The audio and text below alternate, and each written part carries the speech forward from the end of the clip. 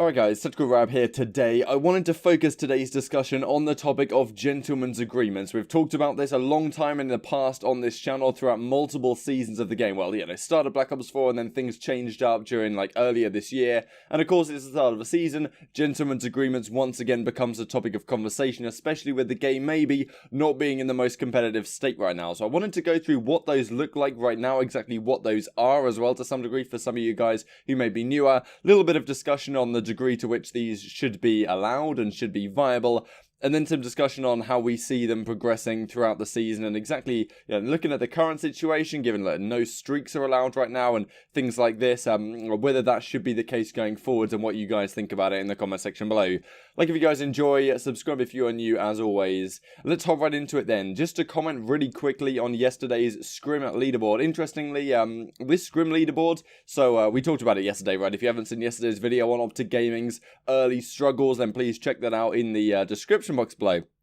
But this scoreboard has now been removed off the Reddit, and also the spreadsheet which I shared down in the description box of yesterday's video was also deleted by whoever created it. So interesting. I'm not sure how this is going to go going forward. I wonder whether a team has reached out to them and said, can you not share this, because this kind of information, although it's interesting for us to look through, at the same time it's it's not basically the best in terms of PR and stuff like this, right? The whole idea, the whole concept behind yesterday's video was based on the fact that we had this information.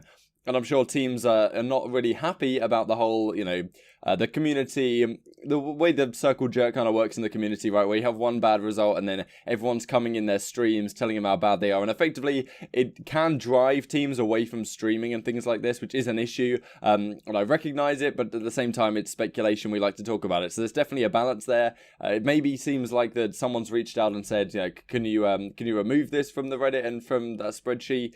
But of course, maybe someone else now will take over that plate and start looking these things up. Who knows exactly why it was deleted, but I thought I'd bring that to your guys' attention just to say that maybe this may be the only chance we really have to see Scrim leaderboards and stuff throughout the rest of the season. That may be the only chance we got, but thought it was interesting while we got the opportunity to look at it. Of course, don't read too much into it.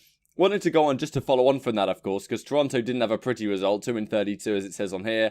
This might not be fully accurate, of course. Some streams have been played off stream, some scrims have been played off stream, and other ones maybe not. This may not be fully accurate, but definitely to keep in mind. Marky B though says, just to give some clarity, we've actually done fairly decent in off-stream scrims, and the European group is doing really well too. To be clear, the European guys are not in Toronto for another 2 weeks. When they all arrive, all 10 players are in North America. Right now we have the European side of the team, Kleenex, Cami, Bance, Metals and Lucky, scrimming against the likes of Paris and the top European amateur teams. Then the North American team, Looney, Mayhem, Methods, Bracken, Classic are the guys that are playing together right now. So both groups can learn massively of each other when we are all in NA. And it's very interesting how it happens to have been 5-5 players based in the States, players based in the EU. I wonder whether this was part of their thinking, having 5 European guys so they actually could practice and get some early practice in early in the season before they come over to the States. And probably the squad will change up a little bit. So interesting stuff. Very interesting teams on the whole as well. And one thing that I really like about Toronto having a 10-man team, I forget exactly who it was. Someone may have pointed this out to me in the DMs on Twitter. If you guys want to reach out and give any thoughts you may have, then my Twitter, of course, will be down in the description box below, or anything you happen to see on Twitter or Reddit or wherever that you think might be of interest. Please do let me know. But I think someone mentioned the idea that having 10 players on the Toronto team gives them more opportunities in terms of practicing against each other. I think the comment was related to the Halo team, the Splice Halo team that won the World Championship that Shotzi was on. They apparently used to just play 2v2s back and forth against each other. That's how they would practice, rather than playing against other teams, giving away strategies. Now, I think for the starting 5 that they do choose, whichever way they exactly go with it, it has been rumoured to be Looney, Methods, Brack, and then I think they had Metals and Lucky in there instead of Mayhem and Classic. I think that was what the starting 5 was rumoured to be. But yeah, whatever they go ahead with there, it definitely makes sense in respawns for them to scrim again, be scrimming against the best teams in the game, the likes of Dallas, the likes of Chicago and these kind of teams, to learn as much as possible. But in terms of search and destroy, I really like the idea that you've got 10 players, the possibility to play 5v5 S&D scrims, learn things between yourselves, and you don't have to give away any strats, or it's a great opportunity to practice search and destroy without giving anything away to other teams. So I think that's a really good idea from Toronto that they've gone for. I think a lot of other teams couldn't even get 10 players due to the salary cap situation, but Toronto have obviously put the salaries down of their guys slightly from what some of the guys, I'm sure they're getting paid absolute bank on, the likes of Dallas and a lot of the other teams, but they've managed to get 10 players here, and I really like the look of it. So yeah, thought I'd run that past you guys as well. Also wanted to show you this that came out from Blast just before we get into this this rule set stuff and gentlemen's agreements. You know, just look at this clip. Yo, he's on the A stairs, on the back spawn A stairs. You know what I'm talking about? Yeah. He's already. He's just standing there. Heady. Yeah, he was just standing there. You can low-key throw a nade and fucking smoke him.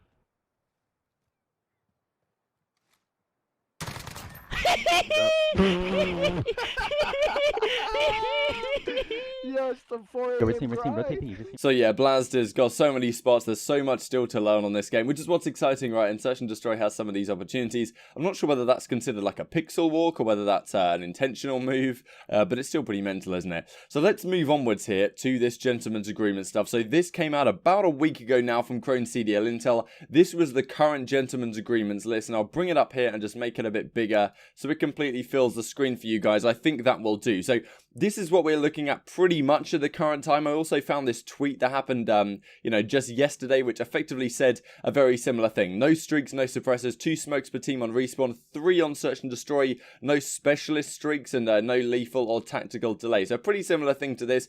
I've heard this question around smokes in search and destroy, and I'm not 100% sure what the gentleman's agreement is right now, whether you're allowed 2 or 3.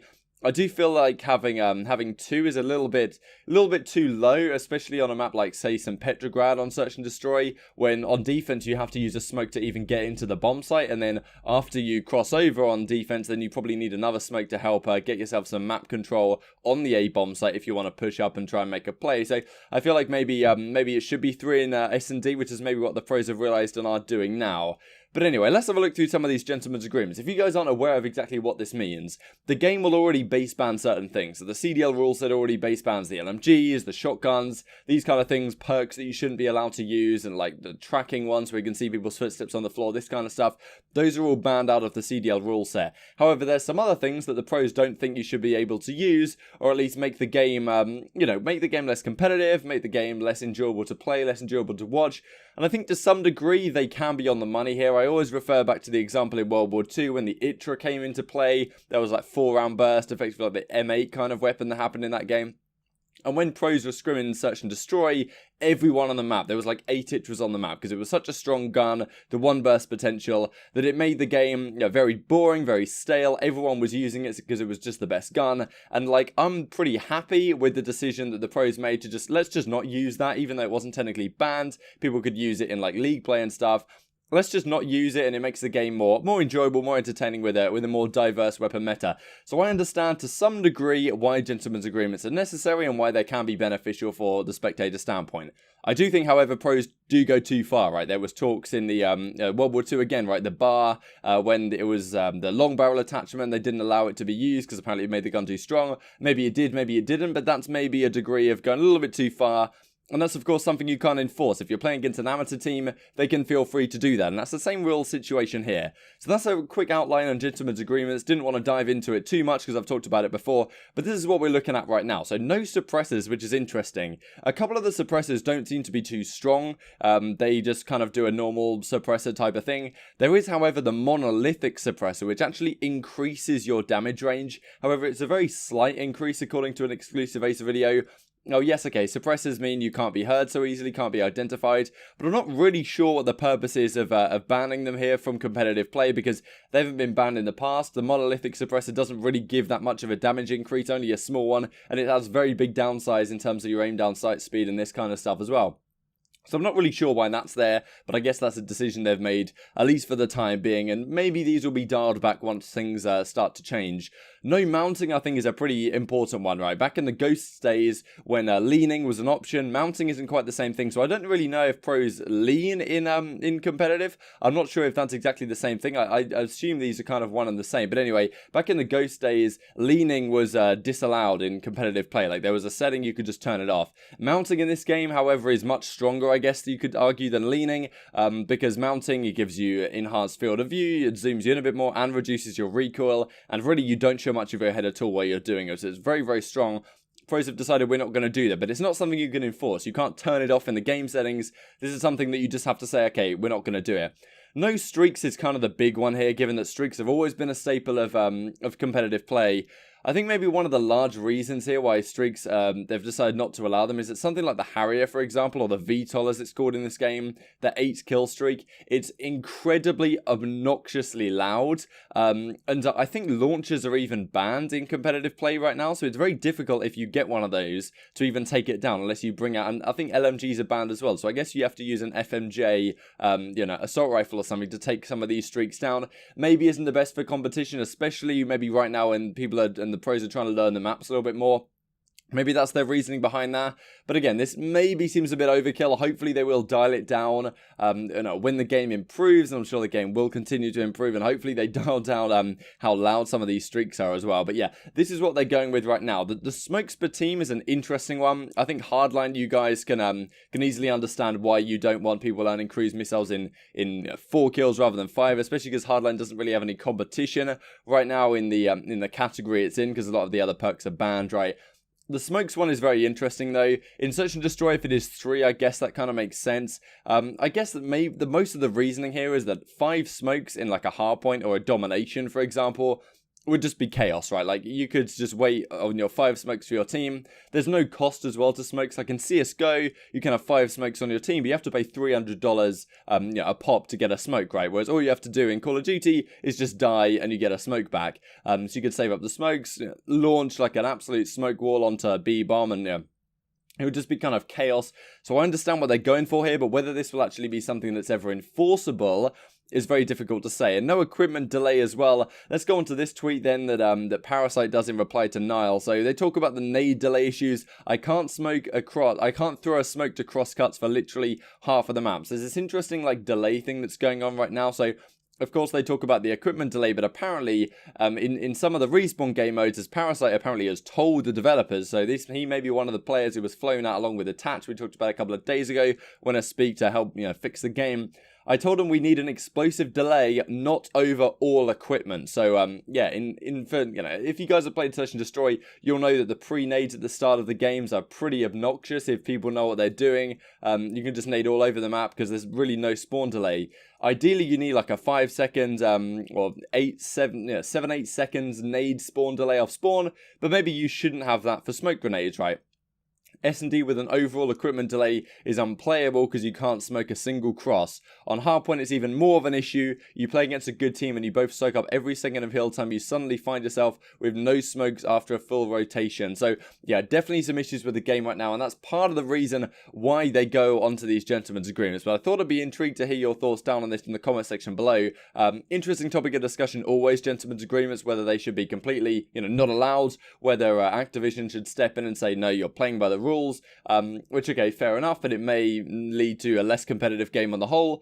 But maybe as a consequence for that, if you are going to try and make the game more competitive, then there's things that probably should be allowed, that the pros take a stance that, they've decided are broken or whatever, and gone the extra mile to stop, when maybe that's not the wisest decision.